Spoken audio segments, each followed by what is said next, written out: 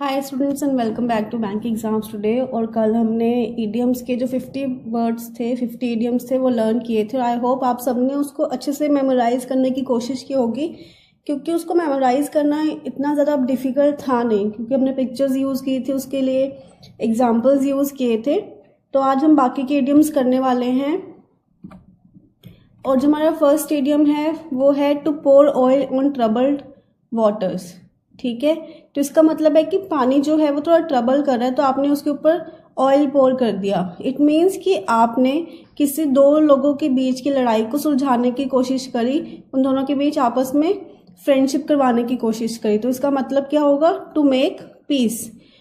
I am always stuck pouring oil on troubled waters when my mother and my wife start their bickering. Bickering मतलब जो उनका normal झगड़ा होता है वो स्टार्ट करते हैं, तो जो हस्बैंड है वो दोनों के सुलह कराने की कोशिश करता है कि वो दोनों आपस में फिर से नॉर्मल हो जाए। सो बेसिकली वो करता क्या है? He pours oil on the troubled waters. Next है to put in a nutshell. Nutshell आपको पता है कि बहुत छोटा सा होता है, तो कोई भी चीज़ इसके अंदर रखने के लिए हमें उसे छोटा करना पड़ेगा, कॉन्ट्रैक्ट करना पड़ेगा। इट मीन्स कि आपको बहुत बड़ी चीज़ या बड़ा चैप्टर उसको ब्रीफ करना है। ठीक है, कि मतलब बहुत ज़्यादा चीज़ें हैं लेकिन उसको आपने थोड़े वर्ड्स में बता दिया। लाइक आपने बहुत लंबी चौड़ी स्टोरी बतानी है लेकिन आपका मूड नहीं है, या फिर आपको कहा जाए कि आप शॉर्ट में समझाओ उसको, तो आप क्या करते हो? तो you put the story in a nutshell. He decided to put the 30-पेज chapter in a nutshell to help save time for the students during revision. मतलब कि उसने 30 पेजेस का जो चैप्टर था उसको नटशेल में छोटे से छोटा करने की कोशिश करी, ताकि बच्चों को रिवाइज करने में वो मुश्किल ना हो। नेक्स्ट हमारा जो है वो है open Pandora's box. Pandora's box एक माइथोलॉजी से आया है हमारे पास, जिसका मतलब है एक ऐसा बॉक्स जिसमें बहुत सारी, जैसे यहाँ पे आपको दिख रहा होगा कि ये प्रॉब्लम्स एक टाइप की निकल रही हैं। ठीक है, तो आपने करना क्या है कि पेंडोरा बॉक्स का मतलब है आपने अपने लिए मुश्किलों को खोल दिया है। कि पहले नॉर्मल स्मूथ लाइफ थी, लेकिन कुछ ऐसा होता है कि आप खुद के लिए ही ट्रबल का सोर्स ढूंढ लेते हो। Finding a wallet on the road opened up a Pandora box for him as he was arrested for stealing. कि उसने जो वॉलेट ढूंढा था उसके लिए पेंडोरा बॉक्स साबित हुआ, क्योंकि उसको चोरी के इल्जाम में पुलिस ने अरेस्ट कर लिया। इट मीन्स कि आपने खुद से अपने लिए प्रॉब्लम क्रिएट कर ली। नेक्स्ट है टू गिव कोल्ड शोल्डर। अब जैसे आपको इंसान ये दिख रहा है आदमी कि ये किस तरह से जा रहा है, इट मीन्स कि किसी को इग्नोर कर रहा है। टू गिव कोल्ड शोल्डर का मतलब है कि आप किसी को इग्नोर करते हो जिसको आप पसंद नहीं करते।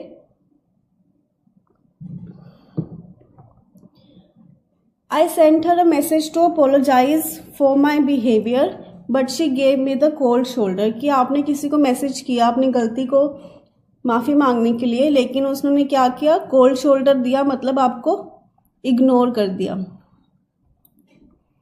देन नेक्स्ट है bone of contention. Bone of contention जैसे आपको कि दो लोग दिख रहे हैं और इनके बीच में एक बोन है। ये बोन इट मीन्स कि इन दोनों के बीच का डिफरेंस है, इन दोनों के बीच का सब्जेक्ट ऑफ इशू है जिसके ऊपर दोनों लड़ रहे हैं। तो examination system has a long been a serious bone of contention in the HRD ministry. मतलब कि जो एग्जामिनेशन सिस्टम है वो HRD मिनिस्ट्री के लिए एक झगड़े का या इशू है, सब जिसको सॉल्व कर पाना मुश्किल हो रहा है। ठीक है, जैसे कि द लैंड, आपके पास कोई प्रॉपर्टी है, उसके ऊपर दो लोग लड़ रहे हैं, तो वो प्रॉपर्टी क्या हो जाएगी? Bone of contention. नेक्स्ट है B on cloud 9। B on cloud 9 का मतलब है आप बहुत ज़्यादा खुश हो, एक्सट्रीमली हैप्पी हो, आपने कुछ अचीव कर लिया है, कोई पेपर क्रैक किया है, तो आप एक्सट्रीमली हैप्पी हो। तो आप क्या होते हो? You are on cloud 9। I will be on cloud 9 when my first article gets published. कि आपका अगर कोई काम हो जाता है, कोई आर्टिकल पब्लिश हुआ है या फिर आपने कोई एग्जाम क्रैक किया है, तो आप क्या हो जाओगे? You will be on cloud 9। Next है अ हाउस ऑफ कार्ड्स। अब आपको ये ताश के पत्तों का घर दिख रहा है, ठीक है, तो ये स्टेबल नहीं होता, इसको ज़रा सा आप फूंक मारोगे तो ये गिर जाएगा। इट मीन्स कि कुछ ऐसा प्लान जो सक्सेसफुल ना हो पाए या फिर जिसके सक्सेसफुल होने के चांसेस बहुत कम हो, कोई बहुत वीक प्लान बना लो, ठीक है, तो वो क्या हो गया, house of cards, a poor plan. The states new scheme was initially welcomed, कि जो गवर्नमेंट ने स्कीम बनाई थी स्टार्टिंग में लोगों ने उसका स्वागत किया, but later turned out to be a house of cards, कि बाद में वो क्या हुआ, अच्छा नहीं था, वो एक पुअर प्लान था।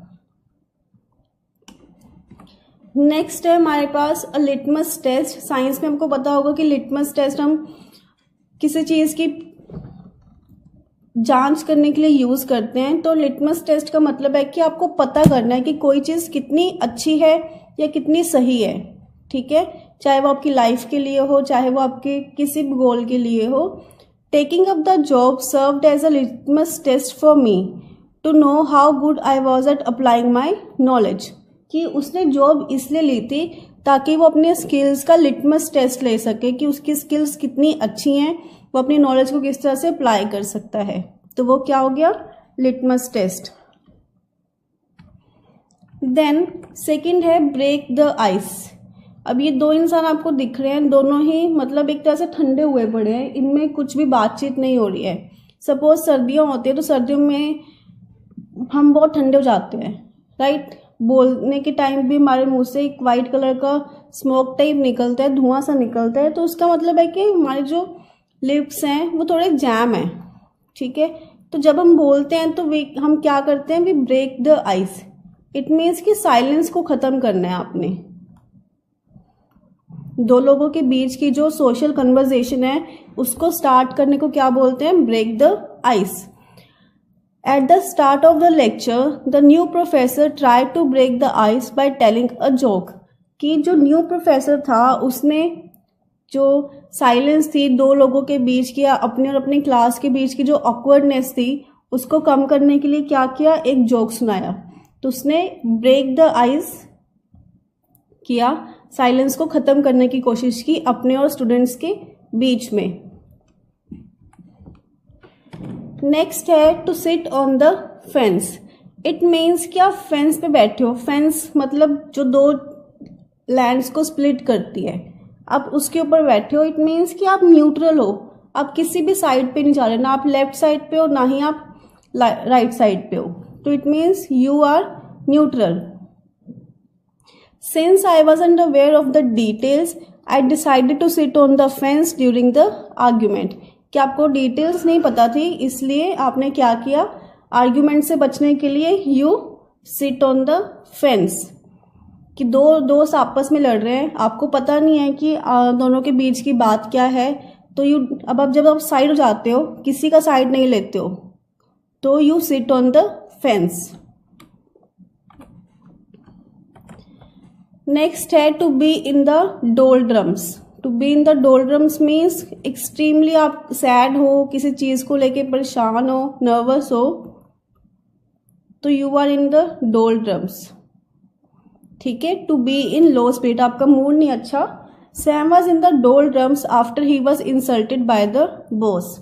कि बॉस ने उसकी इंसल्ट की इसलिए वो थोड़ा परेशान था, थोड़ा घबराया हुआ था, तो वो he was in the doldrums.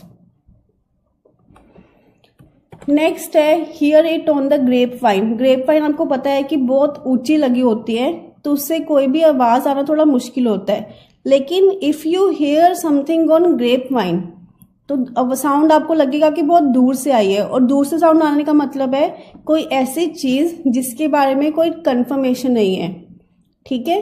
To hear rumours about something, किसी की कही हुई बातें सुनना, लाइक अफवाह फैल गई, ठीक है। तो अफवाह सुनी सुनाई बातों को हम क्या कहते हैं, hear it on the grapevine. I heard it on the grapevine that he had stiffed an old man asking for his pension. कि उसने जो इंसान पेंशन मांगा था उसको स्टिफ कर दिया, मतलब उससे बदतमीजी वगैरह करी। ये सिर्फ एक अफवाह थी। जिस चीज़ का कोई भी परफेक्ट आपको कंफर्मेशन जब तक नहीं मिल जाती, तो you say you hear it on the grapevine. Then next है bite off more than you can chew, कि उतना जितना आप खा सकते हो उससे ज़्यादा ले लेना, या उससे ज़्यादा अपने मुंह से उसको बाइट करने की कोशिश करें। जैसे कि एक छोटा सा बच्चा है, इसके हाथ में इतना बड़ा तरबूज है, ये इतना बड़ा तो बाइट ले नहीं सकता, खा नहीं सकता, लेकिन वो उसको बाइट करने की कोशिश कर रहा है। ठीक है, इट मीन्स कि एक ऐसा काम को ऑप्ट कर रहा है जिसको ये अकम्प्लिश करना इसके लिए पॉसिबल ही नहीं है। ठीक है, ये पूरा खा सकता है वाटरमेलन को? नहीं, तो इसके लिए ये काम थोड़ा इम्पॉसिबल है करना।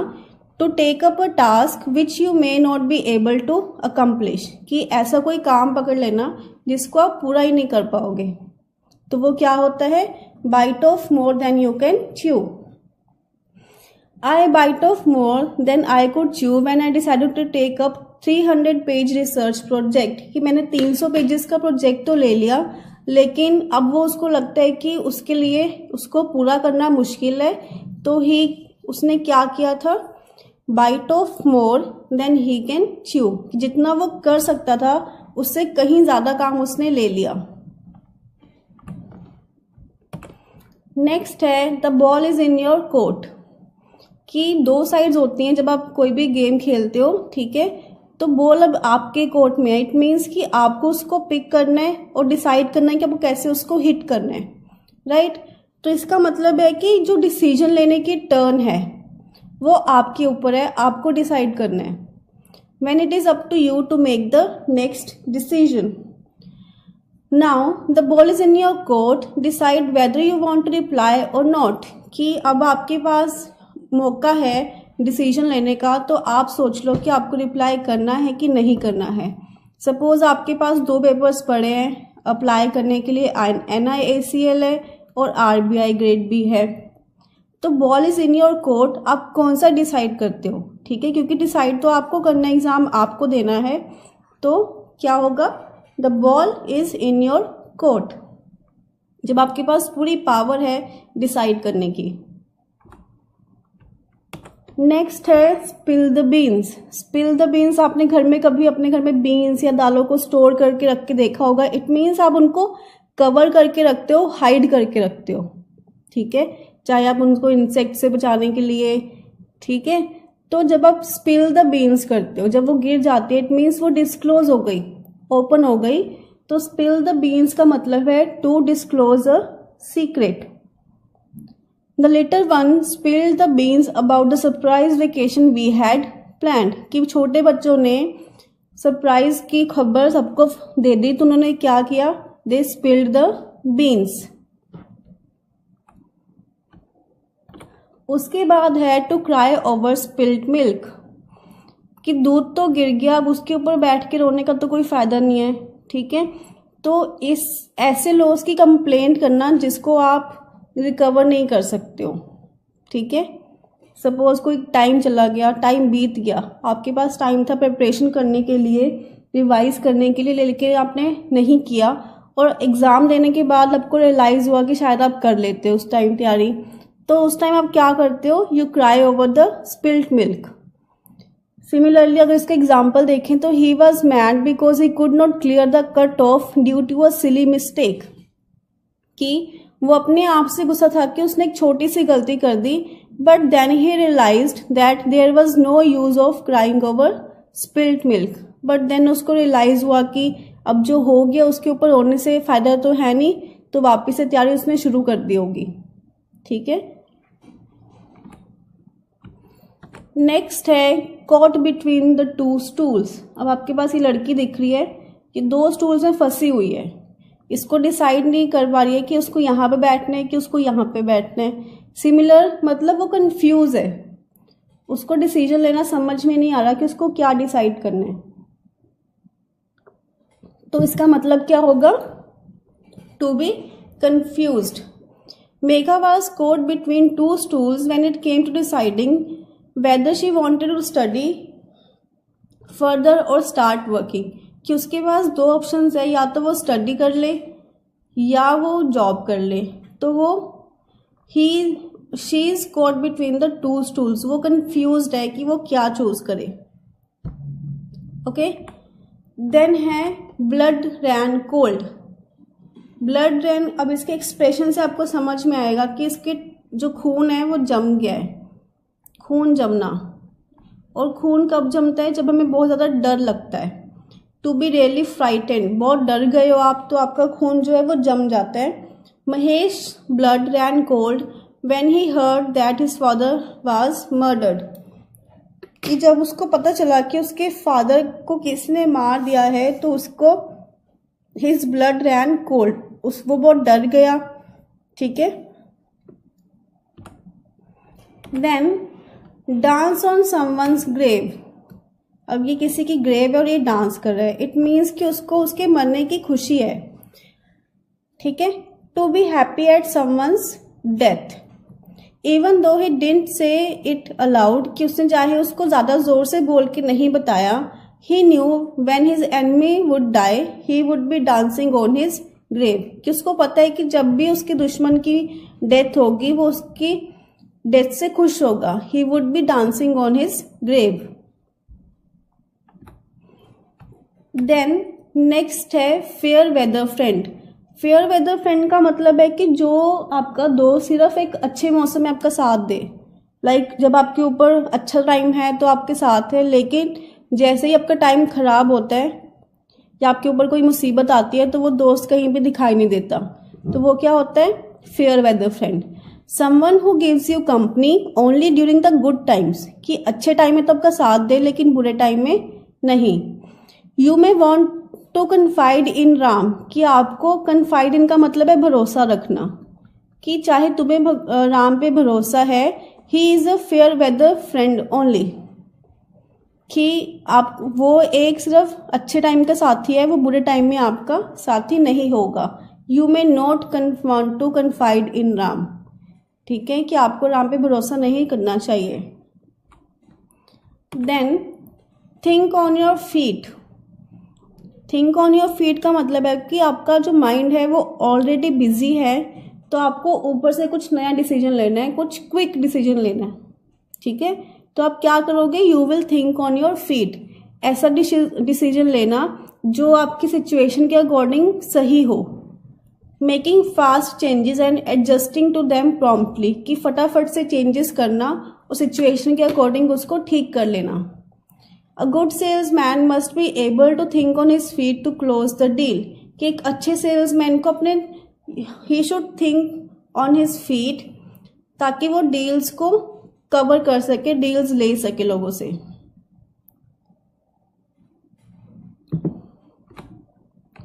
नेक्स्ट है gate out of a jam. जब आप जैम में फंस जाते हो, ट्रैफिक जैम लगा है, तो आप क्या करते हो? आप परेशान हो जाते हो, लेकिन जैसे आप वहां से बाहर निकलते हो यू फील रिलैक्स्ड, कि चलो मुसीबत से छुटकारा मिल गया। तो इसका मतलब ये है to get out of a bad situation. Passing the exam was like getting out of the jam, कि एग्जाम पास करना भी उसके लिए एग्जाम ट्रैफिक जैम से बाहर निकलने के बराबर था। देन हमारे पास है dip your toe in the water. It means कि जब आप पानी को देखते हो, चाहे आप स्विमिंग करने के लिए जा रहे हो, अगर पानी गर्म हो रहा है तो आप क्या करते हो? पूरा हाथ तो गर्म पानी में नहीं डालते ना, आप एक फिंगर से उसको टच करते हो। ठीक है। इट मीन्स कि आप उसको टेस्ट कर रहे हो, आप केयरफुल हो। अगर आप स्विमिंग के लिए गए तो आप पानी का कितना ठंडा है उसको पैर लगा के चेक करते हो, कि आप you dip your toe in the water, ताकि आप टेस्ट कर सको कि वो पानी का टेम्परेचर बिल्कुल सही है कि नहीं। इट मीन्स आप केयरफुल हो उस चीज़ को लेके, राइट। तो to be careful of doing something new, कि जब भी आप कुछ न्यू करने जा रहे हो तो you dip your toe in the water, आपको केयरफुल रहना है।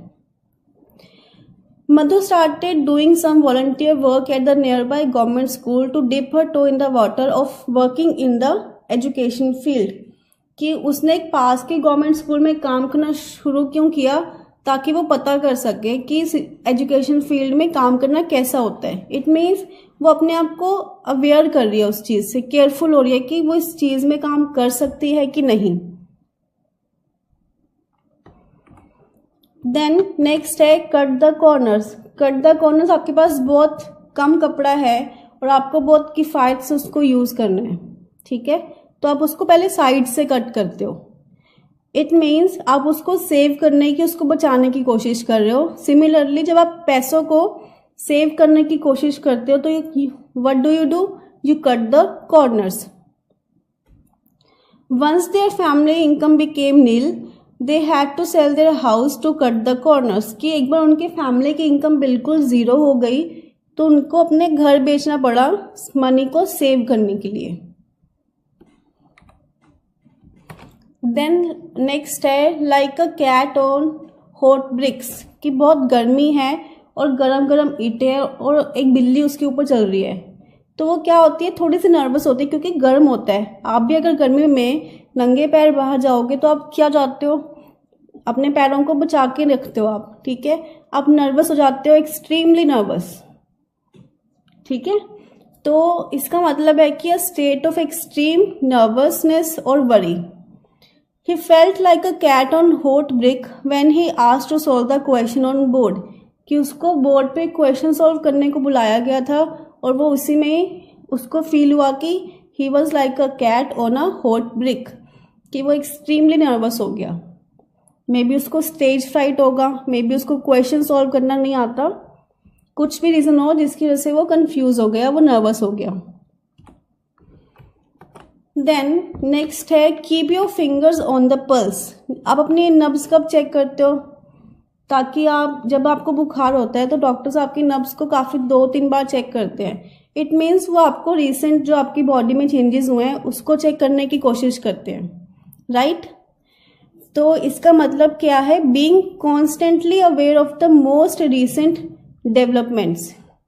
लाइक अभी आप लोग क्या करते हो, आपका कोई एग्जाम आने वाला है, आप करंट अफेयर्स पढ़ते हो, बुक्स पढ़ते हो, तो keep your finger on the pulse. Current affairs पढ़ रहे हो तो इट मीन्स आप अपने आप को अपडेट कर रहे हो रिसेंट डेवलपमेंट्स के साथ साथ, रिसेंट न्यूज़ के साथ।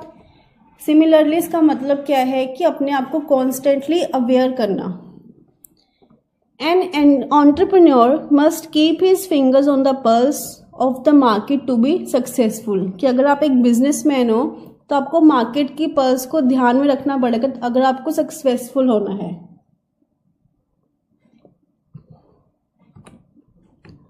Then sail through something. Sail through something का मतलब है कि आपने किसी चीज को पार कर लिया। Being successful in doing something without difficulty, कि आपको सपोज आप समुंदर में कोई बोट मतलब नाव है, शिप है, और समुंदर में कोई तूफान नहीं आया तो वो क्या करती है, वो सेल थ्रू करती है शिप इजीली, ठीक है, without any difficulty. The presentation at the conference was extremely important for the company, कि कंपनी के लिए प्रेजेंटेशन ज़रूरी थी, and we sailed through it, और हमने उसको इजीली कर लिया। नेक्स्ट है not let grass grow under feet. It means कि जब घास आपके पैरों के नीचे आपको उगने नहीं देना चाहिए। अगर वो ज़्यादा देर तक उगती रहेगी तो आपको प्रॉब्लम करेगी, राइट। तो सेम चीज़ है कि किसी भी चीज़ को करने में आपको देरी नहीं करनी चाहिए। As soon as he finished all the registration formalities he put house on sale, he doesn't let the grass grow under feet. वो नहीं चाहता था कि उसके घर को बिकने में देर हो जाए, इसलिए उसने फटाफट से फॉर्मेलिटीज पूरी करके घर को बेच दिया। It means he did not want anything to be delayed, तो उसने he did not let grass grow under his feet. जो नेक्स्ट है हमारे पास वो है गोल्डन हैंडशेक। गोल्डन हैंडशेक उस मनी को बोलते हैं जब कोई पर्सन रिटायर होता है या फिर जॉब को छोड़ के जाता है, ठीक है। बेसिकली ये रिटायर होने के लिए या कंपनी छोड़ने के टाइम दी जाता है। The management of various PSUs wanted to cut down the man power, कि उनको मैन पावर को कट डाउन करना चाहिए था, इसलिए they offered a golden handshake. उन्होंने क्या किया, उनको बहुत ज़्यादा मनी दे दी, ऑफर करी to many of their aged employees. फिर उन्होंने जो बूढ़े एम्प्लॉयज़ थे उनको एक अच्छा अमाउंट मनी का दिया। They gave them a golden handshake. Clear? Golden handshake मतलब large amount of money.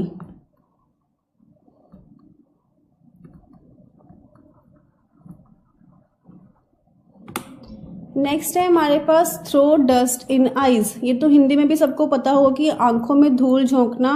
It means आपको कोई मूर्ख बना रहा है, ठीक है। The taxi driver in the Shimla throws the dust in tourist eyes to make too much money for small distance. कि जो टूरिस्ट को मूर्ख बना के उनकी आंखों में डस्ट थ्रो करके शिमला के जो कैब ड्राइवर्स हैं वो पैसे लेते हैं बहुत ज़्यादा। उसके बाद है टू क्राई फॉर मून। अब आपके घर में कोई छोटा बच्चा है और वो बोले कि मुझे चांद ला के दो, इज इट पॉसिबल? नहीं, ठीक है। तो इट मीन्स वो एक ऐसी चीज मांग रहा है जो कभी पॉसिबल हो ही नहीं सकती, ठीक। The farmer son wants to marry king's daughter, he is certainly crying for moon. कि उसको राजा की बेटी से शादी करनी है, गरीब फार्मर के बेटे को, तो वो क्या कर रहा है, इम्पॉसिबल चीज की डिमांड कर रहा है।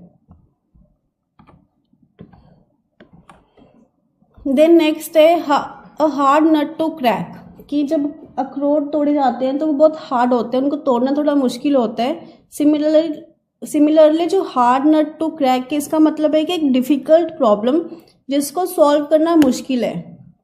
A company whose product has sold well in the states. कि एक स्टेट में तो उसके प्रोडक्ट्स अच्छे बिक गए, may find the European market a tougher nut to crack. कि उसके लिए यूरोपियन मार्केट में अपनी चीज़ों को बेचना एक डिफिकल्ट प्रॉब्लम हो सकती है। देन नेक्स्ट है च्यू द कड। आपने गाय को कभी घास खाते हुए देखा है, वो कडलिंग करती है। इट मीन्स कि बहुत शांति से, बहुत आराम से घास को खाती है, जैसे लगता है कि वो कुछ सोच रही है, ठीक है। तो द च्यू द कड का मतलब है थिंक डीपली। आप बहुत गहरी सोच विचार करने के बाद कोई डिसीजन लेना चाहते हो तो you chew the cud. She wanted to chew the cud before she could let them know about her decision.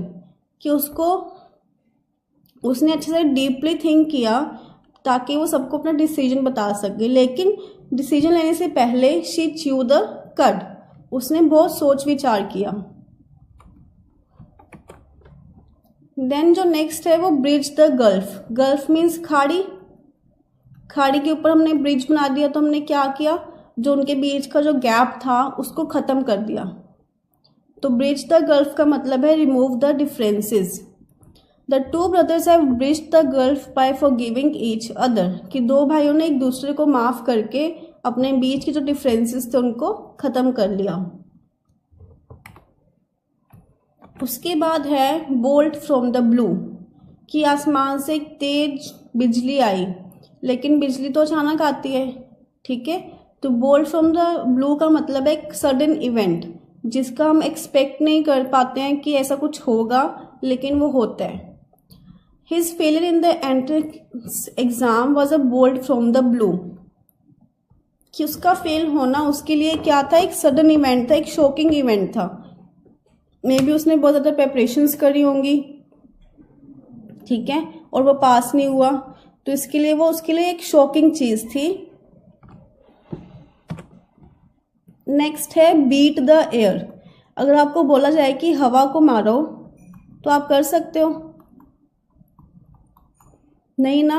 तो it means beat the air का मतलब है मेक यूजलेस अटेम्प्ट्स। जो करना मतलब आपके लिए जिस चीज़ को करने का कोई फायदा ही नहीं है। The government is beating the air to remove corruption. कि करप्शन को रिमूव करने के लिए बस गवर्नमेंट क्या कर रही है, यूजलेस अटेम्प्ट्स कर रही है, कुछ पक्का वाला स्टेप नहीं ले रही है। उसके बाद है make mountains out of mole hills. Hindi में इसको बोलते हैं राई का पहाड़ बनाना। कि एक छोटी सी चीज़ है उसको इतनी इंपॉर्टेंस दे के बड़ा कर देना, ठीक। Give great importance to small problems. कि छोटी सी प्रॉब्लम को ज़्यादा इंपॉर्टेंस दे के उसको बड़ा दिखाने की कोशिश करते हो आप। He has developed a bad habit of making mountains out of mole hills. कि उसको एक बुरी आदत पड़ गई है, वो छोटी छोटी चीज़ों को बड़ा करके बताता है या फिर अपनी छोटी प्रॉब्लम्स को भी बड़ा करके दिखाने की कोशिश करता है।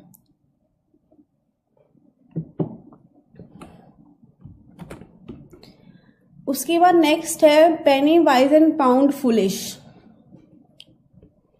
इट मीन्स कि एक ऐसा इंसान जो छोटी सेविंग्स के लिए बड़े नुकसान को कर ले।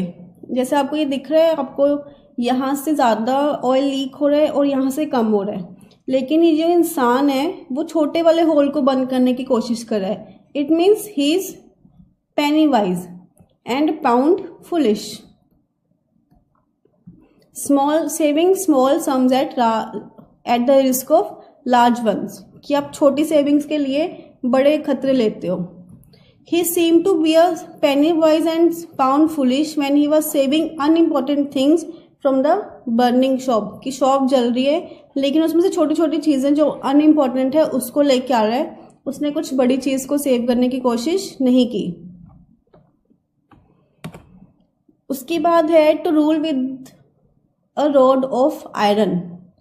इसका मतलब है कि ऐसा किंग या क्वीन या राजा महाराजा जो लोगों को बहुत स्ट्रिक्टली रूल करता है।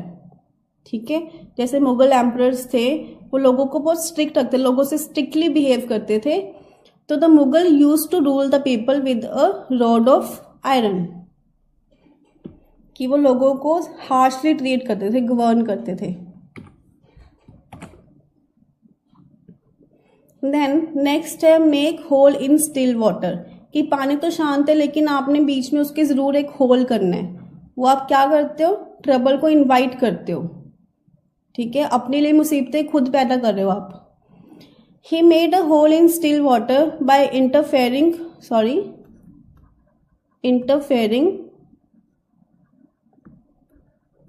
इन द फैमिली डिस्प्यूट, कि उसने अपने घर के झगड़े में हाथ या फिर इंटरफेयर करके क्या किया, एक अपने लिए ही खुद के लिए ट्रबल्स पैदा कर लिए। ये हम कल कर चुके हैं, लास्ट रो वाला ये भी कर चुके हैं। देन ये है tooth and nail. It means कि आप अपने सारे रिसोर्सेज, आपको दिख रहा है कि इंसान अपने सारे रिसोर्सेज को यहाँ पे लगाने की कोशिश कर रहा है। ठीक है, उसने सारे एफर्ट्स लगा दिए, तो उसका मतलब है he is trying tooth and nail with all his resources and power. The team played tooth and nail but loss the match, कि उसने पूरा जोर लगाया लेकिन फिर भी मैच को हार गए। देन जो नेक्स्ट है वो है टू शो वंस टीथ। अब जब ये बाघ है, अगर तो ये मुंह बंद करके बैठा हुआ है तो हमें पता है कि ये डरावना है, लेकिन ये हमें डरा नहीं रहा। लेकिन जैसे ही इसमें दांत दिखाए तो हमें डर लग गया।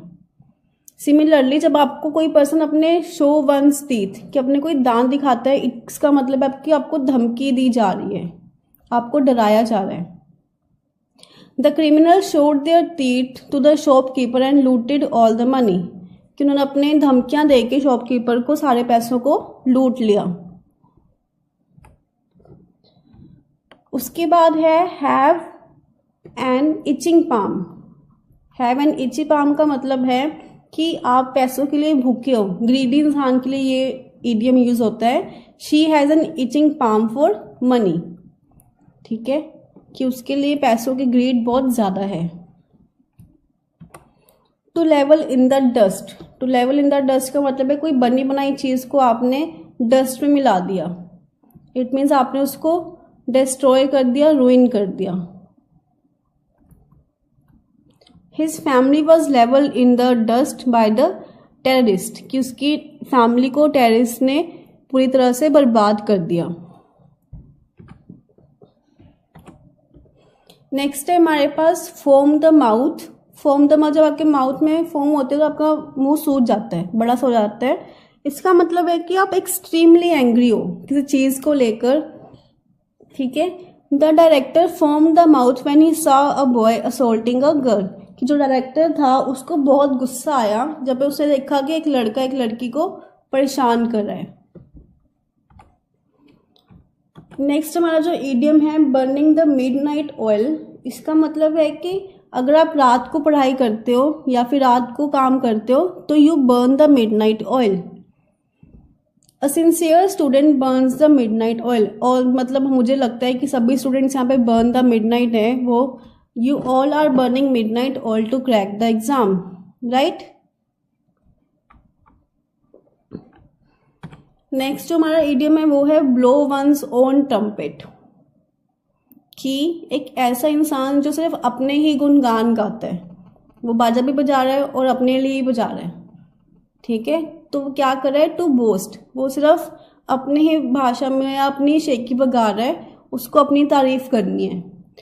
To the blow one's own trumpet means to boast, my friend blows his own trumpet but I know his reality, कि मुझे पता है कि मेरा फ्रेंड जो है बोस्टफुल है बट मुझे उसकी रियलिटी पता है। नेक्स्ट है bread buttered on both sides. आपके पास ब्रेड है और उसके दोनों साइड में मक्खन लगा हुआ है। इट मीन्स कि जो आपकी सिचुएशन है वो बहुत अच्छी है, क्योंकि लोगों के पास अगर ब्रेड होता है नॉर्मली वो एक साइड पे मक्खन लगा के खाएंगे, दोनों साइड पे मक्खन वो लगाएंगे जिनके पास एक्सेस बटर है। इट मीन्स उनके जो सर्कमस्टेंसेज है वो अच्छे हैं। तो he enjoys bread buttered on both sides, की मतलब वो एक फॉर्चुनेट सर्कमस्टेंसेज में रहने वाला एक इंसान है। और आज के लिए हमारे जो इडियम्स थे वो कंप्लीट हो चुके हैं। तो आपने, मेरे ख्याल से लगता है कि आपने अच्छे से इडियम्स को समझा है, और अगर नहीं भी समझा है तो प्लीज़ मुझे कमेंट सेक्शन में अपनी क्वेरीज को ड्रॉप कीजिए। लाइक एंड शेयर करना बहुत ज़रूरी है, क्योंकि इससे हमें सपोर्ट मिलता है, मोटिवेशन मिलता है कि आप हमारी वीडियोस को अच्छे से देखते हैं, समझते हैं। और हमारे चैनल को अभी तक अगर आपने सब्सक्राइब नहीं किया है तो प्लीज़ कीजिए, और जीके डाइजेस्ट को डाउनलोड करना नहीं भूलना है। हम वहाँ पे भी बहुत ज़्यादा स्टडी मटेरियल एंड कंटेंट को अपलोड करते हैं डेली, तो प्लीज़ उसको डाउनलोड कीजिए। और अगर आपको लगता है कि आपको कोई भी क्वेश्चन या क्वेरीज हैं तो आप कमेंट सेक्शन में ड्रॉप कीजिए, मैं आपको सबको रिप्लाई करूँगी। Thank you for watching this video. Have a great day.